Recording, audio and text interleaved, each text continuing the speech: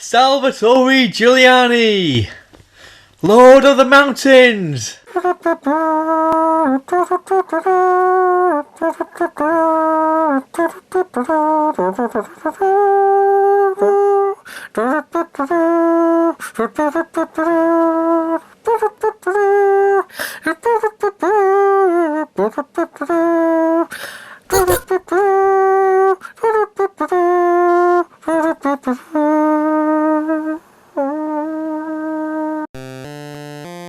Welcome to your doom. Shut it and get over here.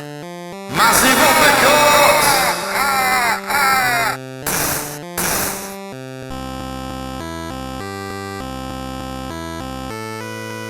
Hello, and welcome to the JabJab show. My name was on the intro just then. It's changed up both my schedule for this. Basically, it comes down to the recent death of Michael Cimino, the film director, and I wanted to kind of honour him in this way, and also review one of his films. A film by Kenneth Bowser. I don't know if he's related to Bowser from Super Mario, but we might find out on one day, I don't know. The one I'm reviewing today, as you probably saw in the title, the Sicilian 1987. Not too sure if you know this. This is the film I'm reviewing, basically, because I read the book, The Sicilian. Obviously before I saw this video in the shop at some point. I can't remember when or where I bought the video, but yeah, here it is, ex-rental and everything. And so I'm going to review this film. I mean, like I say, I read the book. I love the book. One of my favourite books. I like the way Mario Puzo writes and describes things. He's well known for crime novels, or surrounded, like concerning the mafia and what have you. You might have heard of The Godfather. He's done a few others. He's also got a screen credit as he wrote the original screenplay for Superman. The movie, 1978. Yeah, incidentally, Heaven's Gate and The Deer Hunter, both very famous films for very different reasons. I will be reviewing them for a later video. I want to go back and watch them again and so on, and to bring my videos to you. But today, I'm reviewing this. It's on VHS, The Sicilian. And for all you who want to know, yes, it has trailers on at the start of it. Reading my notes, I can't remember off by heart, but you've got the trailers for this include Manhunter, the Michael Mann film. The first time I've seen Hannibal Lecter on screen. The Bedroom Window, which it looks like, I've not seen it. It looks like a sexy action thriller starring Steve Guttenberg, Mahoney himself. Die Hard, Alien Nation, and The Hidden, which it looks like a sci-fi action thriller, sexy women, and Kyle MacLachlan. The film, like the novel, is focusing on Salvatore Giuliani, this guy in the early 50s, Sicily, Italy, and he's like a Robin Hood type freedom fighter, if you will. He goes up against various crime people and various authority figures, and just to get his word out there, and he gets too big for his boots and ends up he gets a price on his head, and there's a few things on that. It's also noted as the literary sequel to The Godfather. So the novel starts out with Michael Corleone and his little bit about him, but the film, I don't know if it's maybe copyright issues or infringement or whatever, it has no reference to Michael Corleone or anyone in The Godfather. So the film stars Christopher Lambert, Terence Stamp, and John Turturro. So you've got Raiden, General Zod, and you've got Barton Fink in there. Not many films can say that, really, can they? This is about 1 hour 50 minutes long. There is a longer cut. I think Michael Cimino back in the day, he originally cut a 150 minute-ish version of the film, which he didn't want to cut, but obviously they did cut. That version apparently is available on DVD and Blu-ray in America. But where I've seen it, it's all got different minutes between each time length is kind of weird. So some say 148 minutes, 146 minutes, 142 minutes. So I don't know what's going on. But yeah, I'm thinking probably watching this again.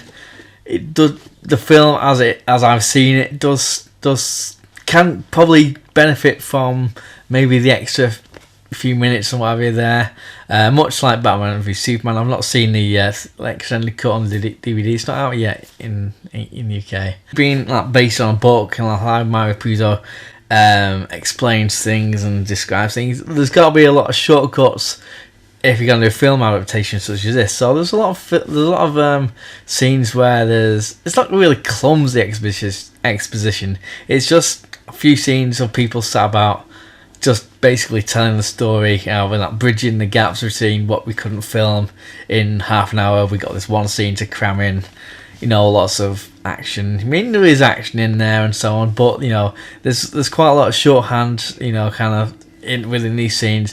There's also a couple of scenes where straight after an exposition scene with people sitting down, there's a bit after one of the characters is like talking to himself, now I'm going to do this, now I'm going to do that, thinking out loud, which is kind of a bit weird. Going back to The Godfather, the actual film, it seems to have, like, the filmmakers have seemed to take a leaf out of their book. Well, one or two leaves out of their book. I mean, in terms of the lighting, I'm not sure if it's the VHS transfer or anything, but there's certain scenes where it's a bit dark. It's almost like a couple of silhouettes talking to each other in tunnels and so on.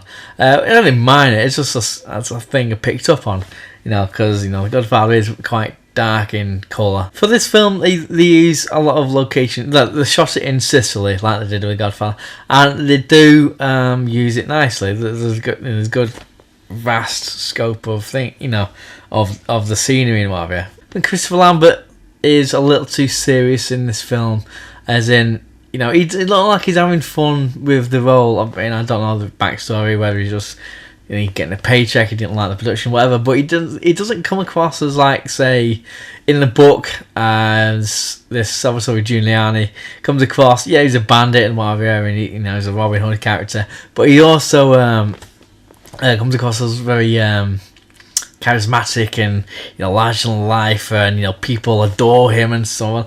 And I didn't get that with Christopher Lambert's performance. He even looked a bit confused. He just had a confused expression on his face through a lot of the film. I don't know. John Turturro was fine. Everyone else was fine, I guess.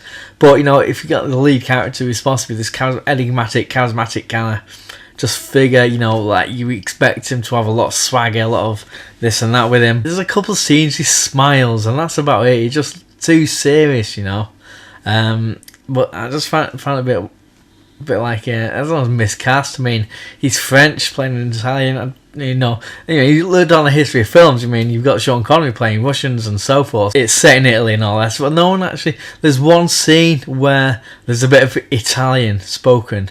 No one else speaks Italian. I I personally don't mind about reading subtitles and so on. It just strikes me as odd that these are all Italians and or speaking English with American English, whatever accents.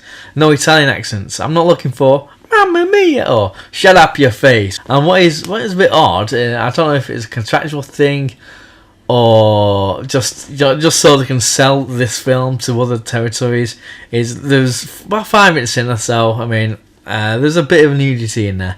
It's a woman in a bath, basically, and there's no other nudity in the film. Not, so any of you people who like the internet for that kind of thing, buy a film, 5 minutes in, a bit of nudity, and that's it. I'm going to save you time now. You don't have to wind through it all. Or as we say nowadays with Blu-rays and stuff, or skip the chapter. You don't have to fast forward through it now for all you old, older generation. With your where is it? With your videotapes and so on. Anyway, I'm digressing, but back to the point.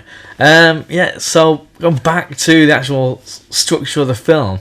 Yeah, there's a lot of detail in the book, so that, like I say, they had to truncate a lot of it and had to do all these exposition scenes, which are a little bit clumsy maybe, but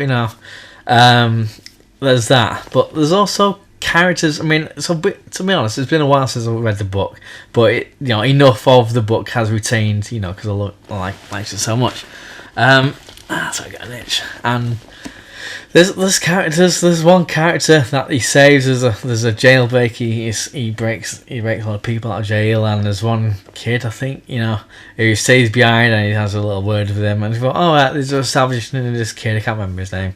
And I thought, right, okay, this kid's he's gonna tag along or something. You get that feeling.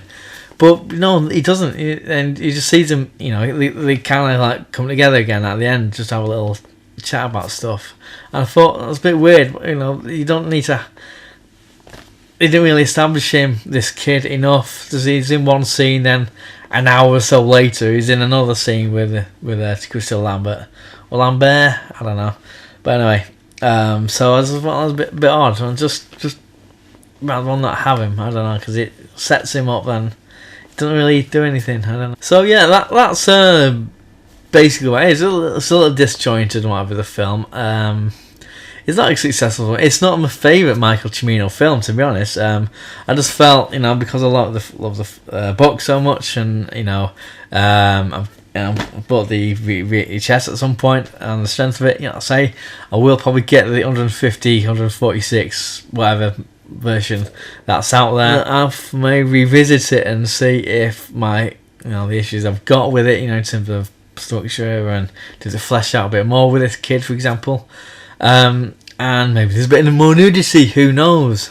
I mean, it's rated 18, this film, in UK. I don't know if it's since been downgraded, and so maybe there is a bit of nudity in there, who knows.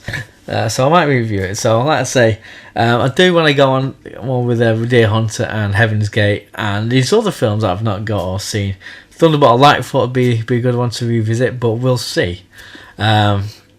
So them's my opinions. What's yours? And yours and yours and yours and so forth. So let me know. Have you seen a film? You're going to watch it and so on. Just let me know. Like, subscribe, comment below. Down there. I'm putting out a rude thing. I'm talking about the comment section. And in the words of the new Cyrus, send the word.